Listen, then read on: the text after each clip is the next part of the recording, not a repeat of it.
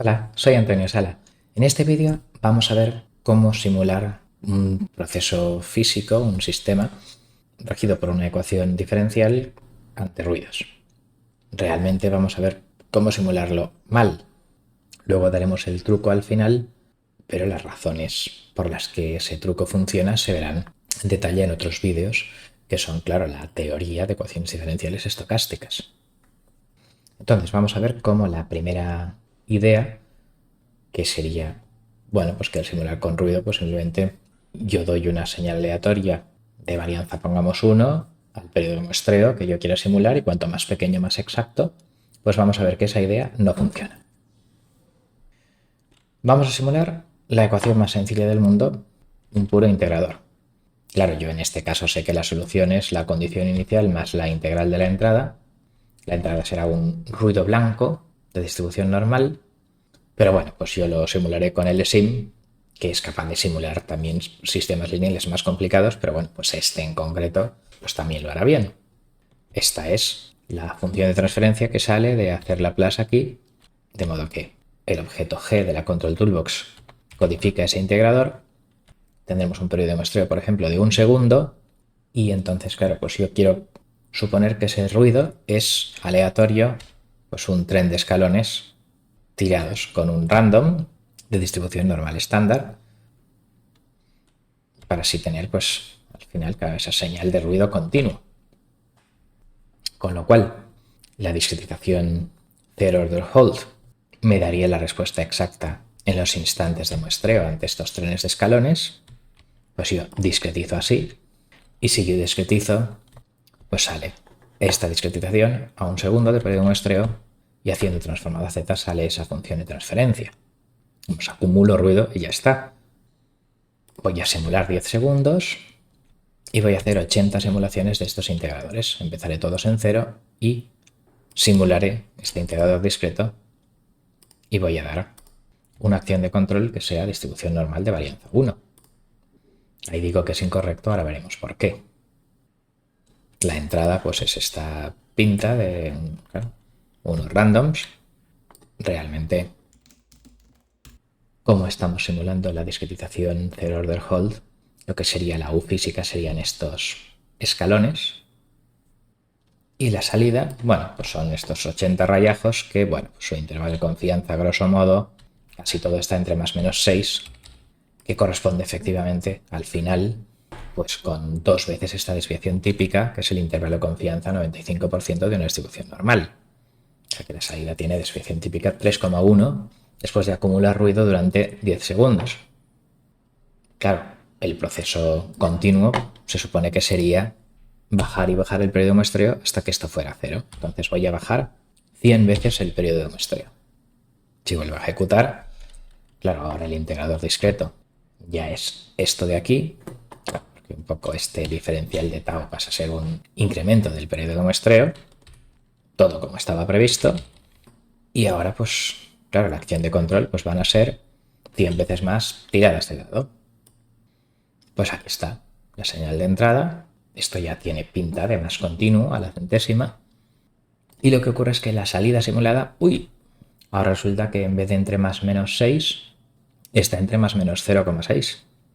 Si hago zoom, aquí tenemos el intervalo de confianza ese de más o menos 0,6 después de acumular durante 10 segundos ruido. Pero antes era 6.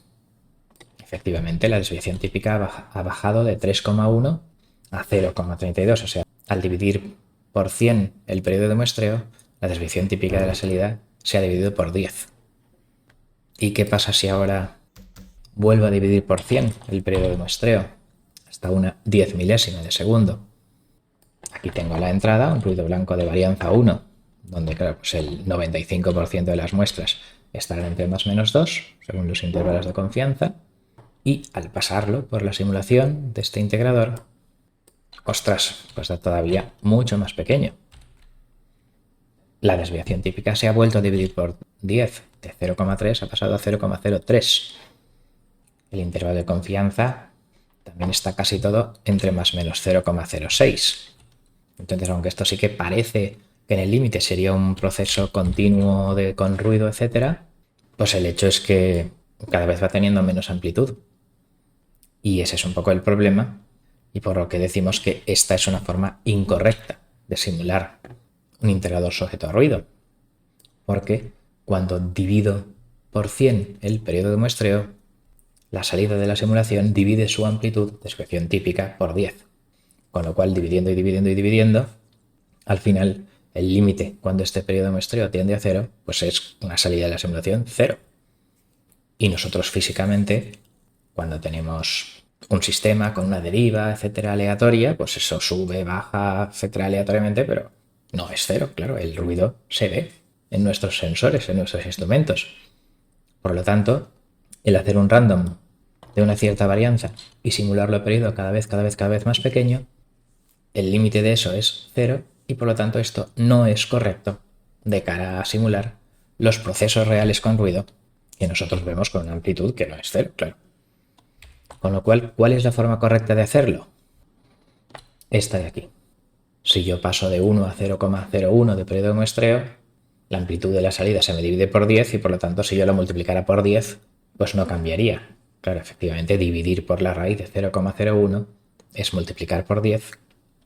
De modo que si yo simulo eso, pues ahora, claro, la amplitud de este ruido, pues como he hecho una 10 milésima de segundo, se me ha dividido por la raíz de 0,0001, se me ha multiplicado por 100, la desviación típica, intervalo de confianza entre más o menos 200, y ahora sí, simulando a una 10 milésima de segundo, casi todas las simulaciones están entre más o menos 6,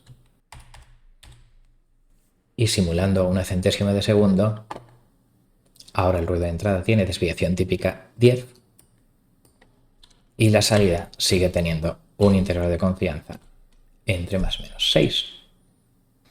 Con lo cual esto sí que tiene un límite y conforme voy bajando y bajando el periodo de muestreo, obtengo unas rayas más o menos parecidas con la misma media y varianza, pero con más detalle, digamos aquí de alta frecuencia, etcétera. De hecho, esto es la gráfica de lo que se denomina proceso de Wiener, movimiento browniano continuo, etcétera. La cuestión es que esta es la forma correcta de simular con esta corrección de la raíz cuadrada del periodo de muestreo. Pero claro, la pregunta es, ¿por qué? ¿De dónde ha salido eso? Se nos ha ocurrido este factor, pero claro, esto hay que justificarlo teóricamente de forma adecuada. También la pregunta ¿es por el retenedor de orden cero? Si utilizáramos algún otro tipo de interpolación entre las entradas, por ejemplo, si yo simulo el proceso continuo, entonces llama a integradores numéricos y si necesita las entradas entre muestreos, pues las interpola linealmente. Sería algo eso, parecido a un retenedor de orden 1, pero si yo le diera el continuo a LSIM, en vez de tener esa desviación típica 3, si yo alimento sin dividir por la raíz del periodo de muestreo, pues vuelvo a tener la desviación típica más pequeña. O sea que no es cosa del retenedor. A ver, no y sí. La teoría dice, claro, pues que la forma de hacer este tipo de retenedor o yo qué sé, para entradas de tipo ruido blanco continuo, para que simulen lo que se ve en la realidad con este tipo de procesos, pues no es ni el third order Hall ni el first order Hall. Es una cosa relacionada con la raíz cuadrada del periodo de muestreo que tiene un significado muy importante, muy fundamental. No es solo una cosa ad hoc para este GDS o valor partido por S, sino que es algo más importante. Y hay toda una teoría detrás que corrige y extiende la teoría de ecuaciones diferenciales para incorporar el efecto de ruidos en la entrada que se desarrolló en la primera mitad del siglo XX y sin necesidad de ordenadores para darse cuenta de todo esto, ¿vale? Con lo cual vamos a concluir, para intentar obtener una señal continua de una varianza y desviación típica, digamos, finita, como se observa en los experimentos de ruidos de proceso en control, pues para intentar reconstruir esto hemos metido ruido a un proceso continuo. Hemos cogido uno partido por S, pero podíamos haber cogido cualquier otro. Ese proceso continuo, hemos supuesto que estas señales continuas se podrían obtener a partir de la simulación de un tren de escalones con amplitud aleatoria. Entonces, si la desviación típica de ese ruido de entrada se mantiene constante, conforme reducimos el periodo de muestreo, entonces la amplitud de la simulación tiende a 0. con lo cual esa no es la forma de simular. Nos hemos dado cuenta que, al menos en este caso, hay un truquito con la raíz cuadrada del periodo de muestreo que consigue hacer funcionar las cosas tal y como nosotros queremos. Esto es pues una señal que si la simulo un cierto periodo, pues sale un rayajo tal, que si lo simulo un periodo de muestreo mayor, pues le mete un poco más de puntos por ahí, pero tiene la misma pinta, y si simulara un periodo de muestreo todavía mayor, pues metería cosas de más alta frecuencia, etcétera, pero todo sigue teniendo la misma pinta, la misma varianza. Entonces eso es lo que buscamos. Y lo que pasa es que, bueno, pues que esta corrección de la raíz cuadrada del periodo de muestreo, etcétera, pues claro, debe ser justificado adecuadamente. Son los incrementos de un proceso de Wiener, etcétera, el ruido blanco con densidad espectral de potencia 1, todas las frecuencias, varianza infinita, etcétera.